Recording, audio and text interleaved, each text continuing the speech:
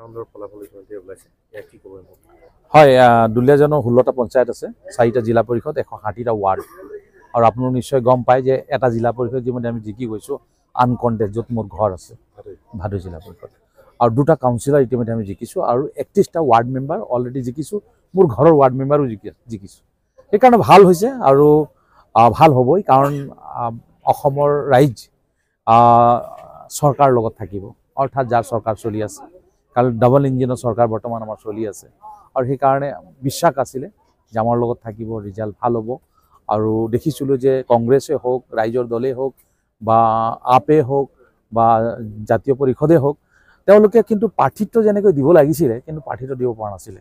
যাৰ কাৰণে ইতিমধ্যে মই কৈছোঁ যে এটা জিলা পৰিষদ জিকি গৈছোঁ আমি, 31টা ৱাৰ্ড মেম্বাৰ জিকি গৈছোঁ, 2টা কাউন্সিলৰ জিকি গৈছোঁ, তেওঁলোক প্ৰাৰ্থিত্বই দিব নোৱাৰিলে। তো তেনেকুৱা অৱস্থা হৈছে আৰু তেওঁলোক সপোন দেখাই 26ত আমি চৰকাৰ কৰিম।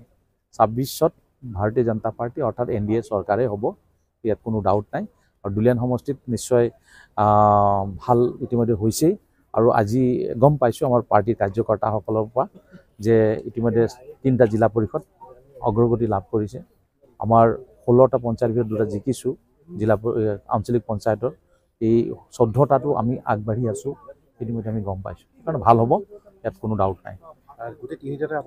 তিনিওটাতে আমি আগবাঢ়ি আছোঁ, এটাতো আমি পিছ পৰি থকা নাই। ইতিমধ্যে পাৰ্টি কাৰ্যকৰ্তাসকলে মোক জনাইছে প্ৰথম ৰাউণ্ডতে। আৰু বাকী যি জিকিমেই আৰু গোটেই 16টা পঞ্চায়তে জিকিম। আঞ্চলিক পঞ্চায়ত আপোনাক আজি কৈছোঁ, লিখিতক আমি তেলি কৈছে। আঞ্চলিক পঞ্চায়ত বৰ্তমান কিমানটাত আগবাঢ়ি আছে যিহেতু প্ৰথম ৰাউণ্ড? মই গোটেই অসমত চাইছিলোঁ, আপোনালোকৰ চেনেলবিলাক চাইছোঁ, অকল 2টাহে দেখুৱাইছে কংগ্ৰেছে আগবাঢ়ি আছে। আৰু অসমৰ প্ৰত্যেকটা জিলা পৰিষদ ইতিমধ্যে ভাৰতীয় জনতা পাৰ্টি অৰ্থাৎ NDA আগবাঢ়ি আছে। সেইকাৰণে তেওঁলোক গম পাইছে যে ভাৰতীয় জনতা পাৰ্টি NDA চৰকাৰ চলি আছে, তাহাঁতৰ লগত থাকিব। কাৰণ ৰাইজে আমাক ভোট দিছে। বিজেপি জয় নিশ্চিত? 100% নিশ্চিত।